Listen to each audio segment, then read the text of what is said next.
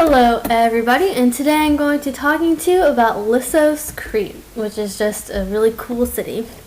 Lissos is located on the south coast of western Crete, and Crete is just a Greek island located in the Mediterranean Sea and south of the Cycladic Islands, which are centered around Delos. Lissos is also near the village of Sogia, and here's just a picture of Crete, and Lissos is in the bottom left-hand corner. I don't think it shows up on this map, but the one previous it did.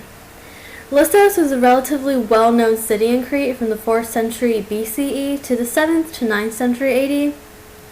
So it was pretty famous from Hellenistic times to European medieval times. That includes the Roman era and the Byzantine era as well. In the 4th century, Lissos was in the league/federation of the Orions with the other towns called Eliros, Tara, Poikilassos, Sia, and Yaktina. And I tried researching it, but I couldn't really come up with anything, so maybe it was a trading federation, or maybe they were banded together for protection. Not quite sure about that one. Lissos was captured in 211 BCE by Philip V of Macedon, and it was the harbor of the Eliros, which is a Dorian city. And Dorians were just one of the 4 divisions of the Greek people. And Ionian is another one, for example, like the Ionian coast. Lissos was known as a healing center, and it was said that the thermal water had special properties, so sick people from all over the Greek world came here. The temple of Asclepius, or the Asclepion, is here, and that's what you can see here. It's the mosaics on the bottom. And Asclepius was the god of medicine and just the patron of ancient Greek doctors. Asclepius was the son of Apollo and Coronis, who was immortal.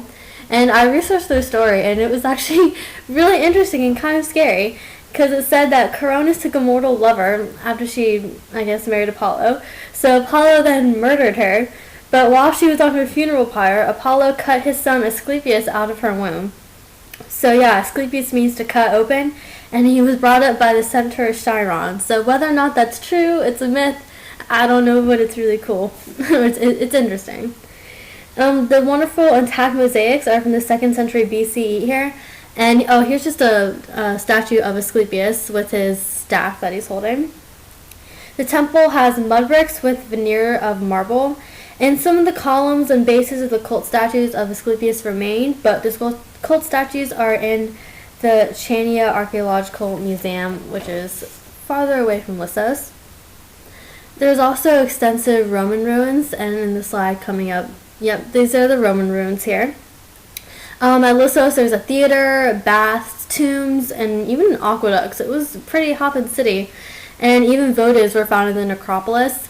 Many excavations have not been completed yet, so more is going to have to be done to know actually what the city was like. In that last picture, you can see the rounded arches and Roman brick.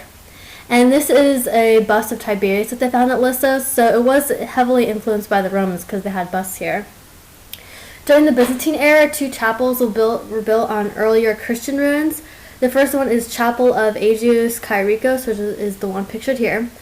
And Saint Kyrikos was killed along with his mother by the ruler of Tarsus, which is in Asia Minor, which is now Turkey. And the orders to kill them came from Diocletian, who persecuted Christians. And he was just the Roman emperor who started the Tetrarchy, and him and his protege Galerius persecuted a lot of Christians. The second chapel is a chapel to the Virgin Mary, which is the one that you can kind of see here. Also, during the Byzantine period, Lissos was a bishop seat of the Christian church. So that means it was pretty important and large enough to have a bishop, as its seat. And Lissos even had a navy.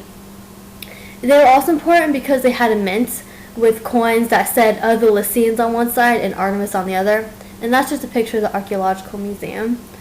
And an earthquake struck Lissos in the 9th to 10th century CE, so the inhabitants left, and no one knows what happened to them, but no one officially lives here today. But they have beautiful beaches here. So thank you for watching. The links to the pictures are my blog post below.